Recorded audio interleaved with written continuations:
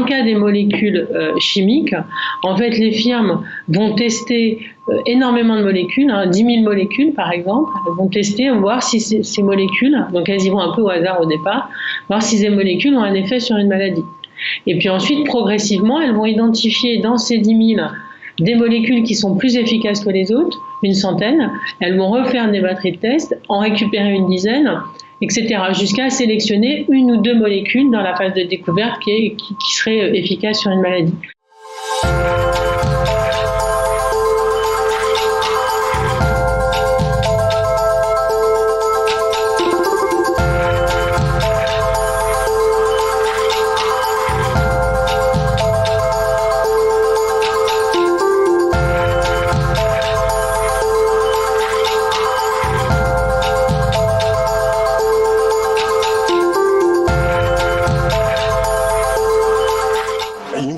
De distinguer les médicaments qui sont de vrais médicaments de molécules qui peuvent s'avérer toxiques, dangereuses et qu'on va arrêter dans leur développement.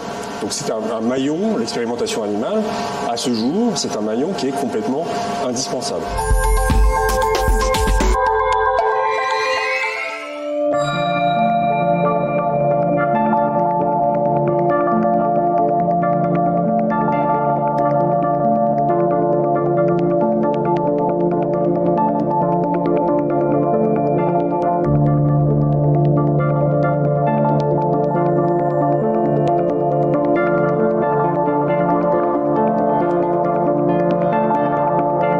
Les médicaments sont définis par l'OMS comme des produits qui sont dangereux. Donc un médicament, par définition, c'est dangereux. Donc ça ne peut être administré que si le bénéfice pour l'homme est supérieur à la dangerosité éventuelle du produit. Donc l'objectif de ces tests, c'est bien évidemment de faire attention et de regarder comment le médicament, si le médicament produit plus de bénéfices que de risques. Voilà. Donc il faut évidemment, pour que ce soit validé, que le médicament apporte une amélioration thérapeutique pour le patient.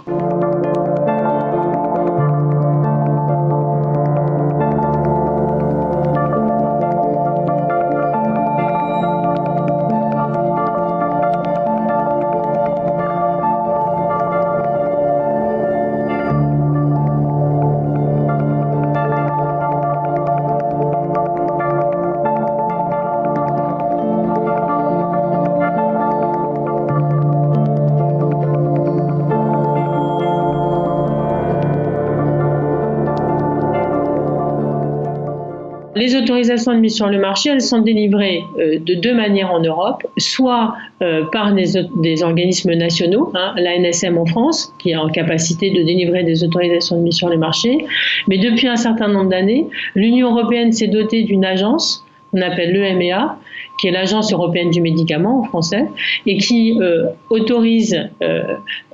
délivre des autorisations de mise sur le marché pour l'ensemble des pays de l'Union européenne.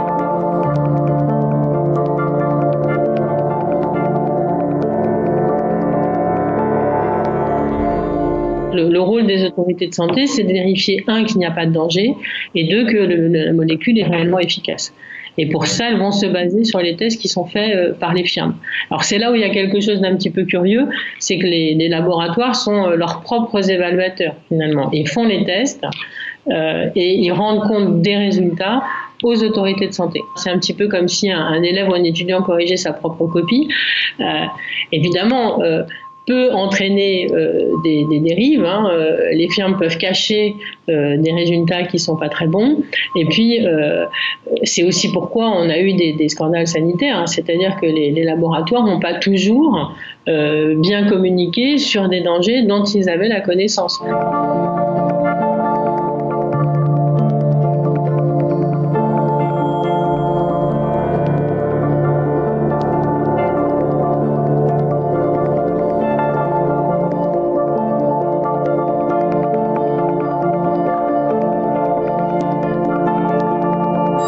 Il s'avère que la chloroquine et l'hydroxychloroquine ont des indications et des autorisations de mise sur le marché pour certaines indications qui ne sont pas le Covid-19. Donc, il n'est pas possible pour les médecins, a priori, d'utiliser ou de demander à l'hôpital des médicaments pour cette indication.